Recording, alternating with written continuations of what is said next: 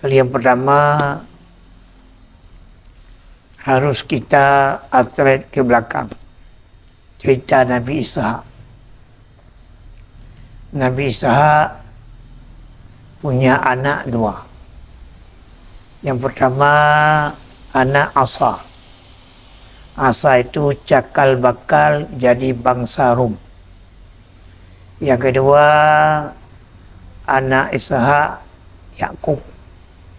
Yakub inilah cakal bakal jadi Bani Israel. Kemudian Yakub ini duduk di daerah Babilonia, daerah Parsia. Daerah Parsia dia duduk. Duduk di situ, bermukim di situ, beranak di situ. Kemudian di satu ketika ada satu kemalangan sehingga Nabi Allah Yusuf boleh dikatakan dengan kudrat Allah berangkat ke negeri Mesir lah, pendek cerita. Akhirnya lama-kelamaan Nabi Allah Yusuf alaihissalam jadi sebagai Perdana Menteri negeri Mesir. Akhirnya seluruh anak Nabi Allah Yakub dengan perintah ayahnya berangkat bersama-sama hijrah ke negeri Mesir. Karena Nabi Yusuf alaihissalam telah jadi penguasa Mesir, walaupun dalam sifatnya Perdana Menteri. Hijrahlah ke semuanya ke negeri Mesir, termasuk Nabi Yakub, ayah orang itu. Kemudian sesampainya di negeri Mesir, orang itu beranak pinak, nggak pulang-pulang lagi. Beranak pinak di situ. Beranak pinak, beranak cucu. Sehingga lahirnya Nabi Musa. Ini masalahnya. Sehingga lahirnya Nabi Musa dan Nabi Yusuf di kalangan Bani Israel. Kemudian ada suatu kemalangan. Ya, maksud Nabi Allah Musa sesudah jadi Rasul, akhirnya dengan kudrat Allah, dengan perintah Allah, ada satu kemalangan, ada satu peristiwa yang dahsyat dengan Firaun. Akhirnya orang itu keluar daripada negeri Mesir. Artinya sebahagian besar lah, bukan semuanya, yang sanggup hijrah. Hijrah berangkat bersama Nabi Musa dan Nabi Harun kepada Palestina. Sebelum orang itu berangkat ke Palestina, memang Palestina itu sudah banyak penghuninya, sudah ada empunya negerinya. Dia orang Yahudi sebagai pendatang baru, pendatang. Dan sampai di Palestina, Firaun sudah tenggelam, orang itu duduk di Palestina. Tapi lama-kelamaan ada juga yang pulang ke Mesir, ada juga yang ke Persia. Akhirnya beranak pinak di sana, Akhirnya lahirlah Talut diangkat sebagai raja oleh Allah, Raja Talut, untuk melawan bangsa Imalekah.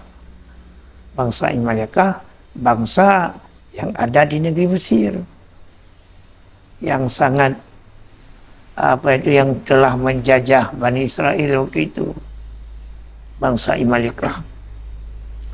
Akhirnya bangsa Imalekah itu kalah. Ini pun perantaraan Nabi Allah Daud. Ini kita ringkas cerita Nabi Allah Daud alaihissalam.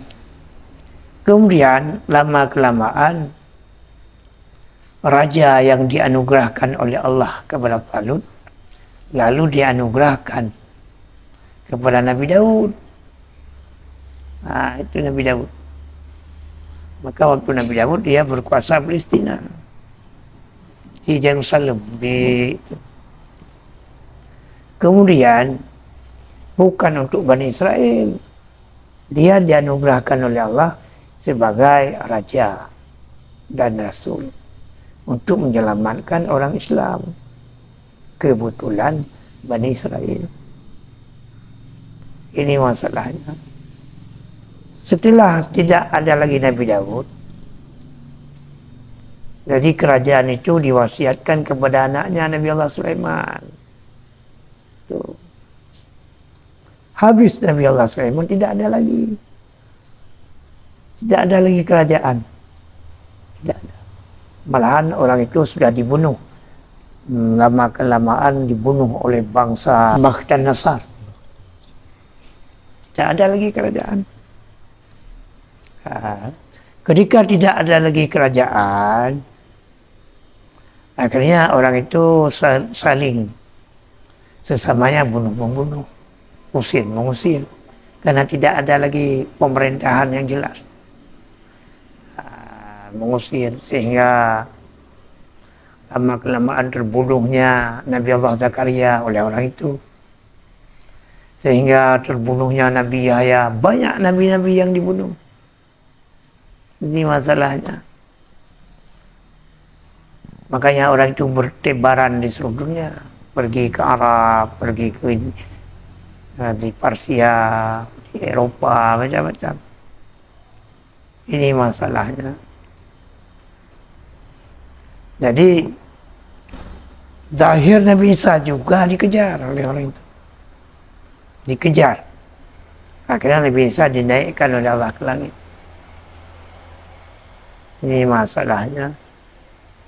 Tidak ada lagi pemerintahan waktu itu.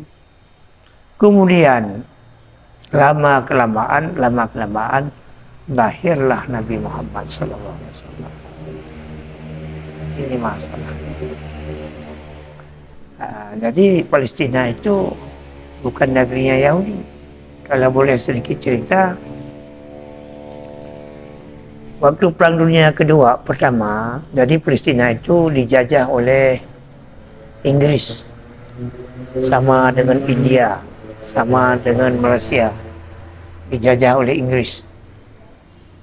Kemudian waktu Perang Dunia Kedua, karena penjajahan tidak boleh ada lagi dalam muka bumi ini, PBB sudah ada, akhirnya Inggris menyerahkan kedaulatan Palestina sama Yahudi. Ini masalahnya, bukan kepada rakyat Palestina. Ini masalah. Menyerahkan kepada Yahudi dengan rekayasa cerita. Akhirnya Yahudi mulai hari itu, tahun itu, sampai sekarang. Ini masalahnya.